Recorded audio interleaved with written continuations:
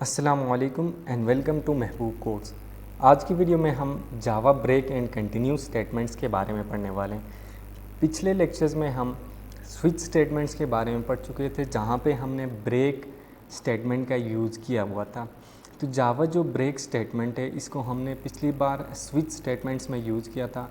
Break statements को हम use इसलिए करते हैं कि किसी भी लूप या अगर हम कोई कंडीशनल स्टेटमेंट हो जहाँ पे हमारी कोई कंडीशन सेटिस्फाई हो रही हो, तो अगर हमने इमीडिएटली उस लूप को या उस कंडीशनल स्टेटमेंट को रोकना हो, तब हम ब्रेक स्टेटमेंट का यूज़ करते हैं।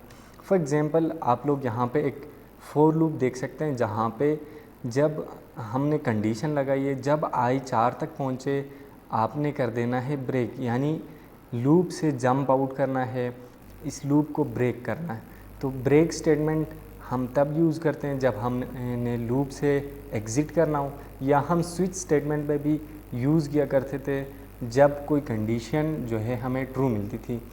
उसके बाद कंटिन्यू स्टेटमेंट, जो कंटिन्यू स्टेटमेंट है वो यूज़ होती है लूप्स में एक आइट्रेशन को ब्रेक करने के लिए। एक आइट्रेशन से मुराद आप लोग नीचे एग्जांपल में देख सकते हैं कि यहाँ पे हमारे पास एक फॉर लूप है जो 0 से 10 तक जा रही है, और यहाँ पे हमने एक कंडीशन लगाई है कि आई अगर 4 पे के इक्वल आ जाए तो आपने कंटिन्यू करना है। अब ये जो इसका आउटपुट आएगा, इसको हम इंटेलिजे में देखेंगे इसका क्या आउटपुट आता है और जावा ब्रेक का क्या आता है। सिंपली जावा जो ब्रेक स्टेटमेंट है वो यूज़ होता है स्विच स्टेटमेंट्स में, हमारी कंडीशनल स्टेटमेंट में यूज़ होता है, और लूप्स में यूज़ करते हैं हम ब्रेक स्टेटमेंट को। इसे तब यूज़ करते हैं जब हमें कोई एक कंडीशन चाहिए होती है, यानी कोई एक कंडीशन ट्रू हो जाए, वहाँ पे हम इमीडिएटली प्रोग्राम को रोकना चाहें, तब हम ब्रेक का यूज़ करते हैं।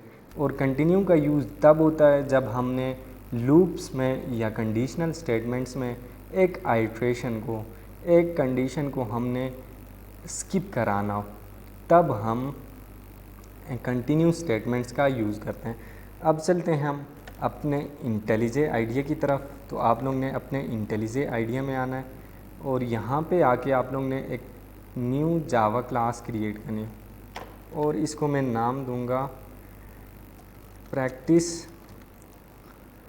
Break statement, break and continue break.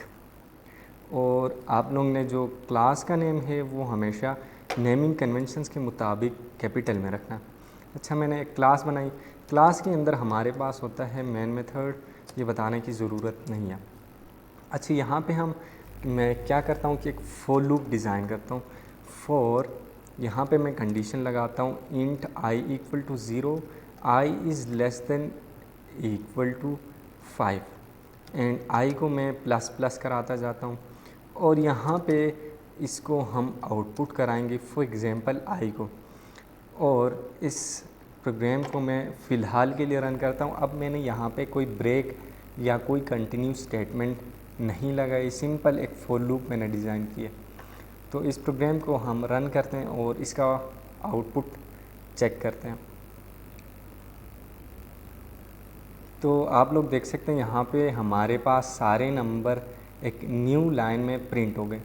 अब यहाँ पे हम चाह रहे हैं कि ये जो सारे नंबर्स प्रिंट हुए हैं हमें चाहिए 2 तक, लेकिन ये जो लास्ट हमने स्टेटमेंट लगाई है, यानी जो कंडीशन लगाई है, यहाँ पे हमने 5 तक का किया हुआ है। मान लो कि हमने इस 5 को चेंज नहीं करना, हमें आउटपुट चाहिए 2 या 3 तक।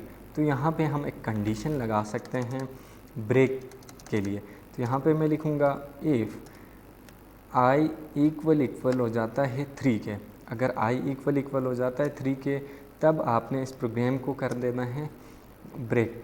अब इसको हम रन करते हैं और आउटपुट आप लोग चेक करेंगे। तो इसको मैंने रन किया है, रन करके हम आउटपुट चेक करेंगे। तो यहाँ पे आप लोग आउटपुट देख सकते हैं। सबसे पहले 0 प्रिंट हुआ क्योंकि कंडीशन सेटिस्फाई नहीं हो रही थी, तो उसने आके आई को प्रिंट किया, आई की वैल्यू 0 थी। देन जो है इंक्रीमेंट हुआ, 1 हुआ, 1 पे भी कंडीशन ये वाली सेटिस्फाई नहीं होती, उसने प्रोग्राम को जो है ब्रेक नहीं किया और जाके 1 को प्रिंट किया। इसी तरह 2 पे भी इसने ये वाली कंडीशन से सेटिस्फाई नहीं हुई तो 2 भी प्रिंट हो गया। जब I3 होगा तब ये वाली कंडीशन जो है सेटिस्फाई हुई, क्योंकि 3 = 3, तो इसने प्रोग्राम को यहीं पे ब्रेक किया, यानी इस फॉर लूप को ब्रेक आउट करके इस फॉर लूप के बाहर आया और यहाँ पे एक स्टेटमेंट हम डालते हैं द प्रोग्राम एंड्स हियर। तो यहाँ पे हम डालते हैं द प्रोग्राम एंड्स हियर, इसको आके प्रिंट करेगा प्रोग्राम। अब इसको मैं फिर से रन करता हूँ और आउटपुट आप देखेंगे कि किस टाइप का आउटपुट आता है। तो आउटपुट आएगा 0, उसके बाद 1 और फिर आएगा 2, उसके बाद ये वाली लाइन एग्जीक्यूट होगी। जब I3 पे पहुँचेगा, 3 पे पहुँच के इस फॉर लूप से एग्ज़िट करेगा, एग्ज़िट करने के बाद ये वाली स्टेटमेंट एग्जीक्यूट होगी। अब मान लो यहाँ पे मैं कर देता हूँ 4 करता हूँ, तो ये वैल्यूज़ जाएंगी 3 तक वैल्यूज़ को प्रिंट करेगा एंड जो है फॉर लूप से ये एग्ज़िट करेगा। तो ये था ब्रेक स्टेटमेंट, जिसको हमने स्विच में भी यूज़ किया था और फॉर लूप के अंदर भी हम यूज़ कर सकते हैं। उसके बाद हमारे पास है कंटिन्यू स्टेटमेंट। कंटिन्यू स्टेटमेंट हमारे पास एक आइट्रेशन को ब्रेक करने के लिए यूज़ होता है, यानी एक आइट्रेशन को स्किप करना हो तब हम कंटिन्यू स्टेटमेंट का यूज़ करते हैं। फॉर एग्ज़ाम्पल ये एक फॉर लूप है, यहाँ पे ये नंबर प्रिंट होंगे 1 से लेकर 5 तक। अब फॉर एग्ज़ाम्पल हमने 3 को स्किप करना है, तब हम यहाँ पे कंडीशन अटैच कर सकते हैं। इफ़ I इक्वल होता है 3 के, तब हम क्या करेंगे, उसको स्किप करेंगे यानी कंटिन्यू करेंगे। कंटिन्यू, इस प्रोग्राम को मैं रन करता हूँ तो आप आउटपुट में देखेंगे कि 3 जो है वो स्किप हो जाएगा, 1 0 1 2 और 4 5, उसके बाद प्रोग्राम एंड होगा।